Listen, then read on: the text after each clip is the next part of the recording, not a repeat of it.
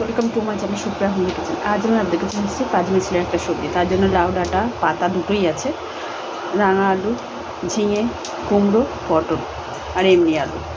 তো তার জন্য এখানে দেখুন আমি একটা 5 ফোড়ন, তেজপাতা, শুকনো লঙ্কা ফোড়ন দিয়ে সর্ষের তেল দিয়ে দিলাম।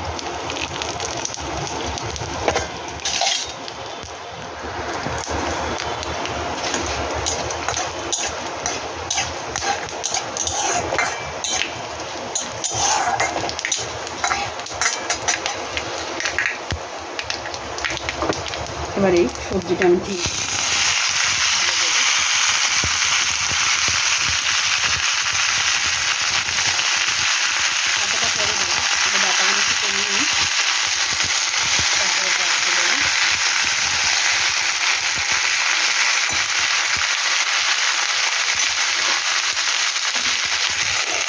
পরে ঠিক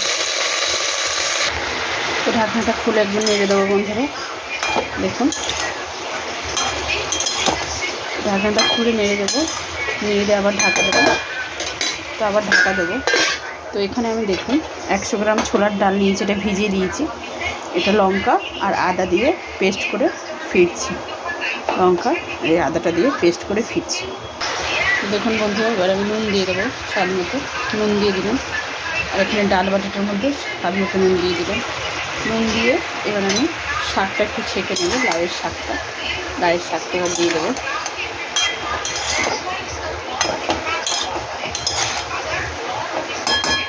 লাউয়ের শাকটা ছেঁকে নিয়ে ফিরছি। তো এখন আমি হলুদ দিয়ে দেবো, একটু হলুদ দিয়ে দিলাম। হলুদ দেওয়ার সাথে লাউ শাকটা দিয়ে দিলাম। লাউ শাকটা দিয়ে ঢাকা দেবো বন্ধুরা, কমলে তারপরে ফিরবো।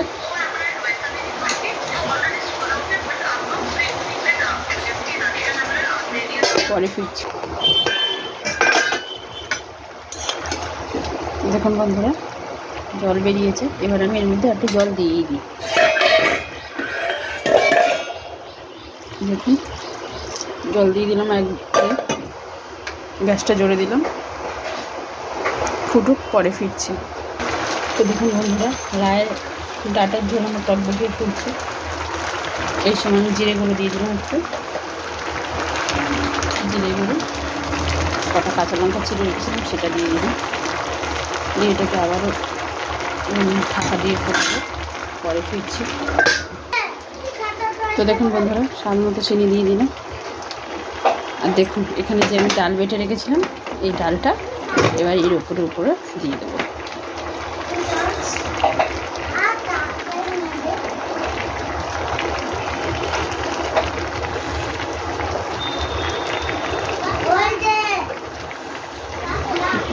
ডালটা দিয়ে দেবো।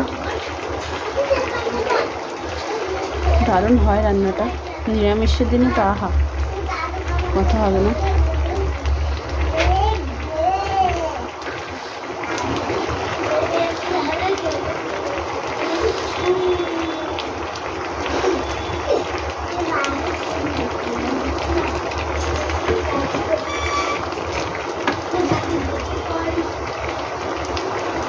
তো বন্ধুরা এবার আমি এটাকে ঢাকা দেবো, পরে ফিরছি। তো দেখুন বন্ধুরা তো এক সাইড হয়ে গেছে, এবার আমি একটা একটা করে এরকমভাবে উল্টে দেবো। আর এক সাইড ভাজার জন্য সিদ্ধ হওয়ার জন্য।